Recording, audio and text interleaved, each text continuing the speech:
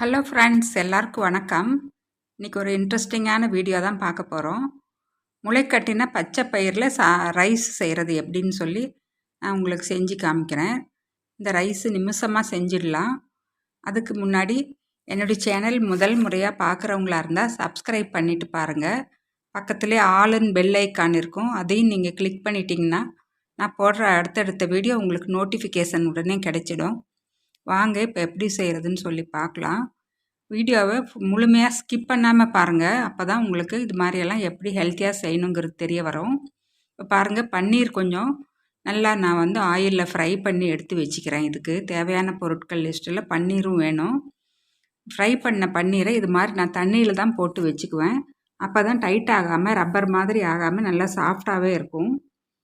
இப்போ பன்னீரை கொஞ்சம் ஃப்ரை பண்ணி எடுத்தாச்சு ஆயிலில். இப்போ தேவையான பொருட்கள் பாருங்கள்.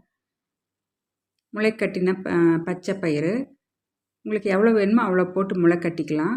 சின்ன வெங்காயம் நல்லா ஒரு கைப்பிடி அளவுக்கு, ஒரே ஒரு தக்காளி, இஞ்சி பூண்டு விழுது 1 டீஸ்பூன், கொத்தமல்லி, கருவேப்பிள்ளை, அவ்வளோதாங்க இதுக்கு தேவையான பொருட்கள். இப்போ நான் கொஞ்சம் எண்ணெய் ஊற்றிக்கிறேன். இந்த எண்ணெயில் கொஞ்சமாக கடுகு, 1/2 டீஸ்பூன் கடுகு, 1/4 டீஸ்பூன் உளுந்து, 1/2 டீஸ்பூன் சீரகம். அது நல்லா பொரிஞ்சதும் நாங்கள் தோல் உரித்து வச்சுருக்கிற சின்ன வெங்காயம் போட்டுக்கலாம். சின்ன வெங்காயம் இல்லைன்னா நீங்கள் பெரிய வெங்காயம் கூட போட்டுக்கலாம். கருவேப்பிலை, கொத்தமல்லி ரெண்டையுமே நல்லா இது மாதிரி கையில் கிள்ளி போடுங்க. அப்போ தாங்க நல்லா அதனோட வாசனை ரொம்ப நல்லாயிருக்கும். இதுக்கு கொஞ்சம் 1/2 டீஸ்பூன் மஞ்சத்தூள் ஆட் பண்ணிக்கலாம். இப்போ இந்த ஆயிலில் வதங்கிட்டு இருக்கிறப்ப ஃபென்னல் பவுடர், சோம்புத்தூள், அது ஒரு டீஸ்பூன் அளவுக்கு போட்டுக்குங்க. இதில் எண்ணெயிலே வதங்கினா நல்லாயிருக்கும் டேஸ்ட்டு, அரோமா எல்லாமே. அதனால் ஆயிலில் இந்த வெங்காயம் வதங்குறப்போ நான் இது மாதிரி எல்லாம் போட்டுக்குவேன். இப்போ பெருங்காயத்தூள் ஒரு 1/2 டீஸ்பூன் ஆட் பண்ணிக்கலாம். பச்சை பயிருங்கிறதுனால பெருங்காயத்தூளும் ஒரு 1/2 டீஸ்பூன் போடணும். அப்போ தாங்க நல்லாயிருக்கும். ஒரு சிலருக்கு கேஸ் பிடிக்காமல் இருக்கும். இது சாம்பார் பவுடர், எங்கள் காரத்துக்கு தகுந்த அளவுக்கு நான் போட்டுக்கலாம். நான் 1 டீஸ்பூன் நிறையா போட்டிருக்கேன். கொத்தமல்லி பவுடர், தனியா பவுடர்னு சொல்லுவோம். இது எல்லாமே வீட்டில் செஞ்சது தான், வீட்டில் நான் அரைச்சிக்கிட்டது.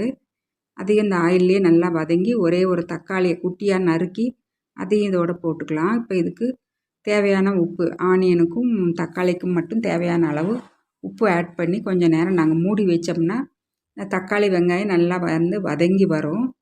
1 நிமிஷம் மூடி வச்சு ஓப்பன் பண்ணி பாருங்கள். இப்போ ஜிஞ்சர் கார்லிக் பேஸ்ட்டு ஒரு 1/2 டீஸ்பூன் மட்டும் போட்டுக்கலாம். கூடவே நீங்கள் முளைக்கட்டுனா பச்சை பயிரையும் போட்டுக்குங்க.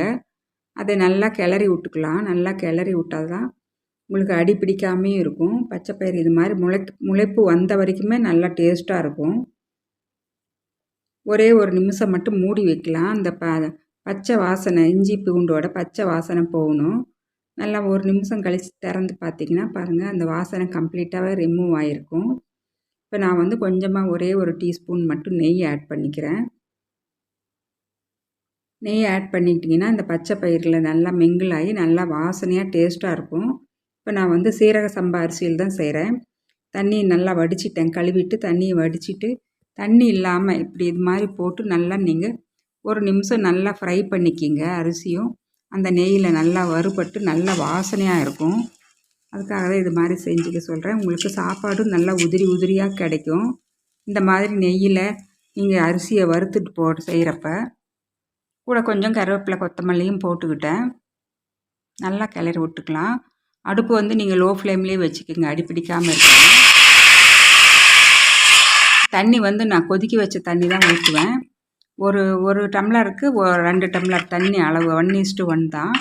1 டம்ளர் தண்ணி ஊற்றிட்டு என்கிட்ட தேங்காய் பால் இருந்தது. அது நான் அப்படியே ஃப்ரீசர்லேருந்து எடுத்ததுனால கட்டி கரையாமல் இருந்தது, அதையும் ஊற்றிக்கிட்டேன். அது ஆப்ஷனல் தான். வேண்டாம்னா தேங்காய் பாலுக்கு பதிலாக நீங்கள் தண்ணியை கூட ஊற்றிக்கலாம்.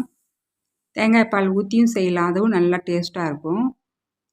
பாருங்கள், இப்போ ஒரு 2 விசில் கொடுத்து நான் இப்போ ஓப்பன் பண்ணி காமிக்கிறேன். பாருங்கள், அவ்வளோ சூப்பராக எம்மியாக ரெடி ஆகிடுச்சு. இப்போ நாங்கள் ஃப்ரை பண்ணியிருக்கிற அந்த பன்னீரை இதோட போட்டு நல்லா கிளறி விட்டுக்குங்க. அந்த வாசனையெல்லாம் பன்னீர்லேயும் பிடிச்சி நல்லா சூப்பர் எம்மியாக இருக்கும்.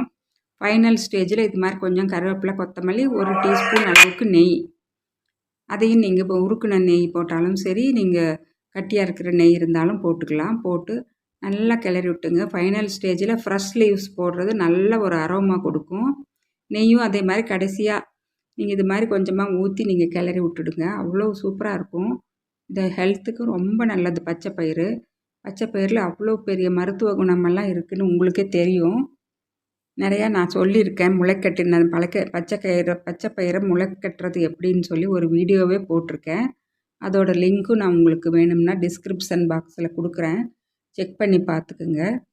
பாருங்கள் உதிரி உதிரியாக எப்படி கிடச்சிருக்குன்னு. இது நீங்கள் உடனே போட்டு இதுக்கு தொட்டுக்கிறதுக்கு அப்பளம், சிப்ஸு இல்லை வடை, பஜ்ஜி அது மாதிரியெல்லாம் செஞ்சு வச்சு நீங்கள் குழந்தைங்களுக்கெல்லாம் கொடுத்து பாருங்கள். பச்சை பயிறு சாப்பிடாத குழந்தைங்களுக்கு இது மாதிரி செஞ்சு கொடுத்து பாருங்கள். நான் மறுபடியும் உங்களை அடுத்த ஒரு இன்ட்ரெஸ்டிங்கான வீடியோவில் சந்திக்கிறேன். பாய்.